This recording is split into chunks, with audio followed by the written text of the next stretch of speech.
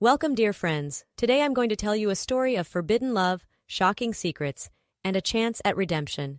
Enjoy the story. Jack Harrington was fuming. The 58-year-old real estate tycoon paced the marble floors of his Upper East Side penthouse, a tumbler of scotch in his hand. His 20-year-old daughter Emily was late coming home yet again. The ornate grandfather clock in the foyer struck 2 a.m., just as the click-clack of high heels announced Emily's arrival. She stumbled in, designer dress askew, makeup smeared, clearly intoxicated. "Where the hell have you been?" Jack demanded. "Out partying and whoring around, no doubt. You're an embarrassment." "Oh, spare me the lecture, Dad," Emily slurred. "We both know you're one to talk, the way you treated Mom." Jack's eyes flashed with rage. Even after all these years, the mere mention of his ex-wife Sarah made his blood boil. "Don't you dare bring her up. She was weak and pathetic. I'm the one who made something of myself while she withered away and offed herself. Best thing she ever did, leaving me to raise you alone." Angry tears streamed down Emily's face. "You're a monster. The way you belittled her, controlled her, drove her to suicide. I was 12 years old and I found her body. Did you know that? Do you even care?" "Boo-hoo, poor little rich girl," Jack sneered. "Here's a reality check. The world doesn't revolve around you and your teenage angst. Now go sleep it off. You're useless to me like this." "I'll show you useless," Emily screamed. "I don't need you or your money. I'm leaving." She turned on her heel and stormed up the winding staircase. Jack heard her rummaging around, then moments later she reappeared, Louis Vuitton suitcase in hand. "Good riddance," Jack spat as she headed for the door.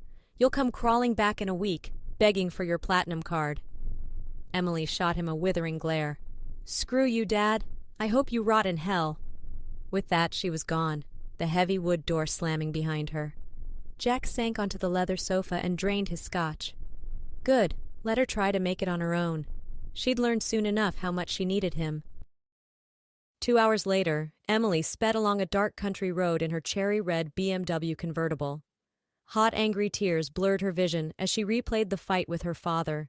How dare he speak about her mother that way? Sarah had been a gentle, loving soul, ground to dust beneath Jack Harrington's designer shoe. Emily still had nightmares about finding her pill bottle and suicide note. "Dearest Emily," it had read, "I'm so sorry, but I can't go on like this. Your father's cruelty is more than I can bear. Please know that I love you always. Be strong. Don't let him break you like he broke me." But here she was, 8 years later, still trapped in his gilded cage. Not anymore, Emily vowed. She'd make a life for herself, far away from Jack and his toxic world of wealth and pride. Suddenly, a figure stumbled into the road directly in her path. Emily screamed and slammed the brakes, but it was too late. The BMW struck the man head-on, sending him flying. He hit the pavement with a sickening thud. "Oh my God!" Emily leapt from the car and raced to the prone form. "Sir, are you all right? Sir, can you hear me?" The man groaned and opened his eyes. He was young, maybe mid-20s, with sandy hair and kind gray eyes. His shirt was torn and blood-stained. Emily's heart raced as she crouched beside him. "I'm so sorry you came out of nowhere. Are you hurt? Should I call 911? The man shook his head, wincing. He opened his mouth, but no sound emerged. "You can't speak?" Emily's brow furrowed in concern. The man shook his head again, then mimed writing. "Oh, hang on." Emily dug a pen and notepad from her purse. "Here." The man scribbled and handed it back. "I'm okay. No hospital. Just need to get home." "Let me give you a ride. It's the least I can do." He hesitated, then nodded. Emily helped him up, feeling a tingle as his large, rough hand clasped hers. She settled him into the passenger seat and collected his notepad, which had fallen. A small town address was scrawled inside the cover. "All right, let's get you home. I'm Emily, by the way." The man wrote, "Nathan, nice to meet you, Emily." He flashed her a shy smile, and despite everything, Emily felt herself smiling back. What was it about this mysterious stranger with the charming grin? She put the car in gear and sped off into the night. 30 minutes later, Emily pulled up a gravel drive leading to a quaint farmhouse nestled among rolling hills. Chickens pecked lazily in the yard. Wildflowers bloomed amidst the tall grass. Golden sun peeked over the horizon, bathing everything in a rosy glow. Wow, Emily breathed. It's beautiful out here. Nathan looked pleased. He scribbled, "It's home" on the notepad and climbed out, gesturing for Emily to follow. She walked with him up the creaky wooden steps to the front porch where he unlocked the door. Inside was cozy and inviting, worn armchairs strewn with colorful quilts, shelves crammed with well-thumbed books, an antique pie safe, so different from the cold austerity of her father's penthouse. Nathan lit an oil lamp and scratched out, "Sorry, no power yet. Saving up. Please sit. I'll get us tea." "Oh no, I should go," Emily hedged. Nathan reached for her hand, brown eyes pleading. "Please stay. Just for a bit?" Emily bit her lip, surprised to find herself tempted. What was the harm? Not like she had anywhere else to be. Slowly, she sank into the offered chair. Nathan flashed her a brilliant smile and disappeared into the kitchen. He returned shortly with 2 mismatched steaming mugs and a plate of blueberry scones. "Did you make these?" Emily bit into the flaky pastry and nearly groaned. "They're amazing." Nathan ducked his head, pleased. He jotted, "My mother's recipe, grows the berries herself. She lives nearby?" A shadow crossed his handsome face. "She passed last year. Cancer."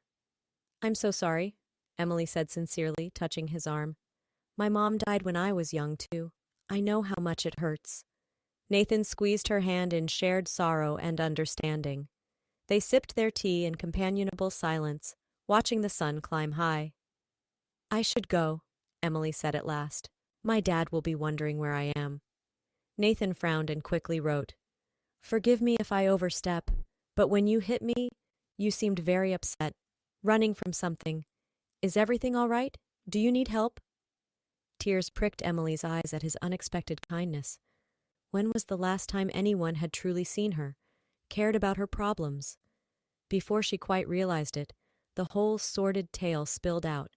Her father's cruelty, her mother's suicide, the suffocating misery of her gilded life. Nathan listened intently, warm hand clasped in hers.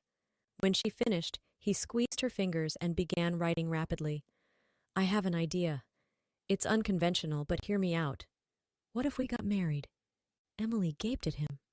"What? We just met, and you're proposing?" No, not a real marriage, just on paper. Think about it. What would upset your father more than you marrying some penniless, mute farmer? He'd be livid. It's the ultimate rebellion." Emily stared at him, pulse accelerating as she considered it. Her dad would absolutely lose his shit if she suddenly turned up married to a nobody. Served him right, after the way he disrespected her mother's memory. "It's crazy," she breathed, "but I'm intrigued. Let's discuss more tonight, over a bottle of wine perhaps?" She winked. Nathan grinned hugely and raised his mug in a toast. Hours later, Emily's head spinning from homemade mead and revolutionary plots. Marriage to a gorgeous mystery man to destroy her father? It sounded like something out of one of the smutty romance novels she used to sneak from her nanny. But hey, that's what dear old dad got for calling her useless. Get ready, Jack Harrington. Your precious daughter was about to bring scandal to the family name, and she'd relish every second of it. 3 weeks later, Jack Harrington stormed into his office and slammed the door so hard it rattled the Renoir. His secretary, Judy, poked her perfectly coiffed head in. "Everything all right, Mr. Harrington?" "No, everything is not fucking all right," Jack snarled. "My daughter, my own flesh and blood, just married some goddamn farmer, a penniless nobody, and a mute to boot." Judy's eyebrows nearly hit her hairline. "Emily got married? When? To whom?" Jack thrust a crumpled newspaper at her. There on the front page of the society section was a photo of Emily in a simple white dress, holding hands with a sandy-haired man and grinning hugely. The headline screamed, "Billionaire's daughter weds mute Missouri farmer in secret ceremony." 2 weeks ago, apparently, Jack bit out. "I had to find out from the fucking tabloids. No warning, no explanation. What the hell was she thinking?" "Perhaps it's true love?" Judy offered. "True love? Don't be stupid," Jack scoffed. "The girl's never had a serious relationship in her life. No, this is about me. She did this to hurt and humiliate me, I guarantee it." He pounded a fist on his mahogany desk, teeth bared. "Well, it won't work. No daughter of mine is staying married to some podunk redneck. Not if she wants to keep her trust fund. I'll drag her back here if I have to. Mind made up, Jack reached for the phone. Judy, get my jet fueled and ready. And find out where the hell this Nathan Walters lives. I've got a marriage to destroy. Emily lazed on the porch swing, head on Nathan's shoulder, their hands entwined. Marrying her rescuer to spite her father had been impulsive, deliciously scandalous. Some of the best weeks of her life, honestly. Sure, it was a little strange to share a bed platonically with her hunky husband, but they were taking things slow. There'd be plenty of time for marital intimacy once the paparazzi furor died down. Nathan nuzzled her hair affectionately and Emily smiled. He was so different from the stuffed shirts she usually dated. Humble, hard-working, an amazing cook and listener. She could almost see herself falling for him, contract marriage or not. The roar of an approaching car shattered her reverie. Emily sat up with a frown. They rarely got visitors out here. Nathan tensed beside her, brows knitting. A sleek black town car rolled up the drive, and a familiar figure climbed out. Emily went cold. Jack. He'd found them. Well, well, well. So this is where you've been hiding. Her father's tone could have frozen lava. Dad, what are you doing here? I could ask you the same thing, he seethed. Imagine my shock when I opened the paper to find my daughter had married some redneck farmer, without my consent or blessing. Nathan stood, hands balled into fists, glaring at Jack in warning. Emily moved protectively in front of him. I don't need your blessing, she spat. I love Nathan. He understands me like you never could. Love, Jack scoffed. Don't be naive. He's a gold digger after the Harrington fortune like all the rest. He turned to Nathan, eyes hard. What's your game, farmer? How much to divorce her quietly? $1, 2? Name your price. Nathan just glared harder. Jack threw up his hands. What's the matter, cat? Got your tongue? Too stupid to speak? Don't you dare insult my husband, Emily snarled. He's 10 times the man you are. You're the stupid one if you think I'd ever leave him for your money. You watch your mouth, girl, Jack roared. Need I remind you who's funded your lavish lifestyle? All the clothes, cars, schooling? You'd be nothing without me. No, you're nothing without your wealth and power. An empty husk who drove away anyone who ever gave a damn with your toxic bullshit. I'm done being your pathetic pawn. Father and daughter squared off, trembling with rage. Nathan stepped between them, mouth set in a grim line. Then he spoke. That's enough. Emily and Jack both froze, shocked. Jack recovered first. I knew it! I knew this mute thing was bullshit. Is anything about you real, farm boy? Nathan ignored him, eyes boring into Jack's face. When he spoke again, his voice was low and furious. I'm only going to say this once, so listen close. I'm Eva Walters' son. Your former lover, remember? The woman you abandoned when she got pregnant with your child? Jack went white as chalk. You're lying. I don't have a son. DNA test me if you want. Mom told me everything before she died. How you met at that corporate retreat in the Ozarks. Your secret rendezvous. Then when she came to you, pregnant and alone, you called her a liar and a whore. Cut her off completely. Jack was shaking his head frantically, but Nathan advanced on him, eyes blazing.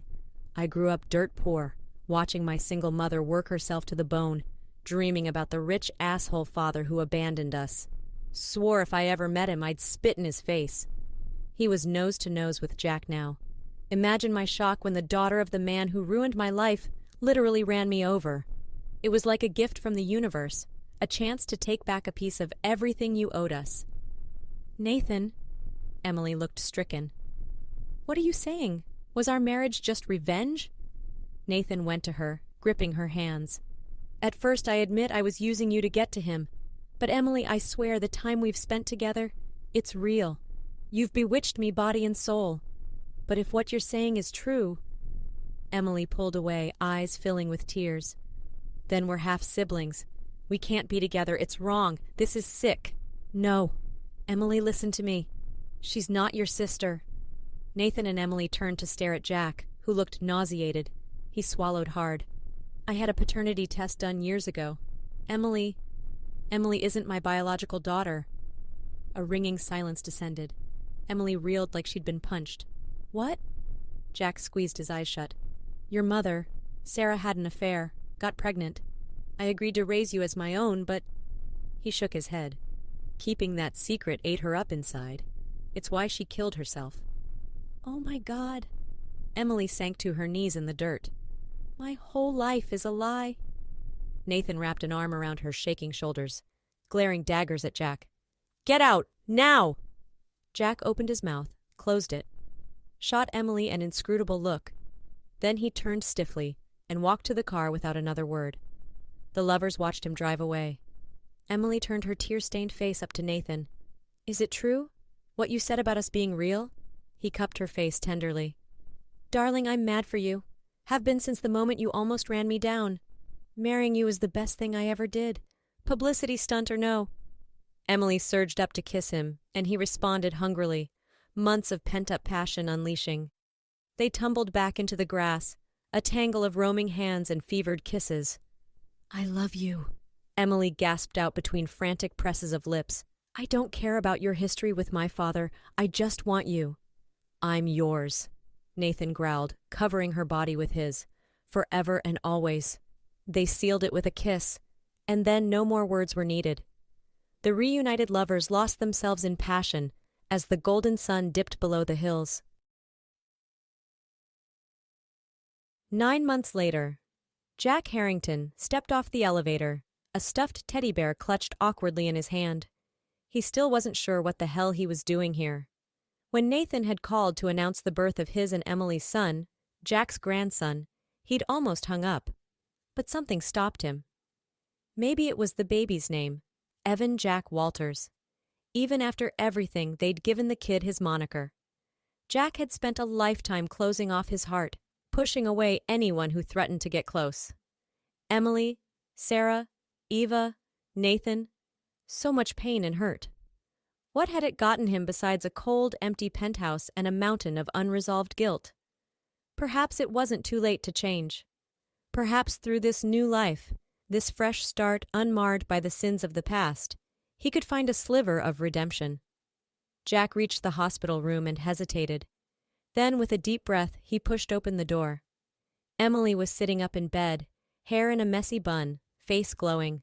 She cradled a small blue bundle in her arms. Nathan perched beside her, one arm around her shoulders, the other hand stroking the baby's downy head. They both looked up as Jack entered. Dad, Emily said neutrally, I didn't know you were coming. I wanted to see my grandson. Jack shifted his feet, feeling awkward and out of place. May I? Nathan gave a terse nod and Emily bit her lip. Slowly, Jack crossed the room and peered down at the tiny pink face swaddled in the blankets. Tufts of dark hair, Emily's nose, Nathan's chin. He was perfect. Jack reached out a trembling hand to stroke one petal-soft cheek. Hey there, Evan. I'm your grandpa. To his shock, the baby turned into his touch, rosebud mouth puckering. Behind him, Emily made a soft noise. Would you like to hold him? Jack blinked hard against the sudden stinging in his eyes. He set down the bear and reached out. Emily carefully passed him the warm, wriggling bundle. The moment that solid little weight settled into the crook of his elbow, something deep in Jack's chest cracked wide open. A lifetime of frozen emotions came rushing to the surface as he gazed down at his daughter's child, the perfect blending of Harrington and Walters. He's beautiful, Jack managed around the lump in his throat. Emily, I'm so sorry for everything. Emily's face crumpled, and she reached for Nathan's hand. He squeezed, offering silent support. I know I can't change the past, Jack continued raggedly. The way I treated you, your mother, Eva, and Nathan. I was wrong, so goddamn wrong. I don't expect forgiveness, but I'd like a chance to do better. For Evan, for all of you.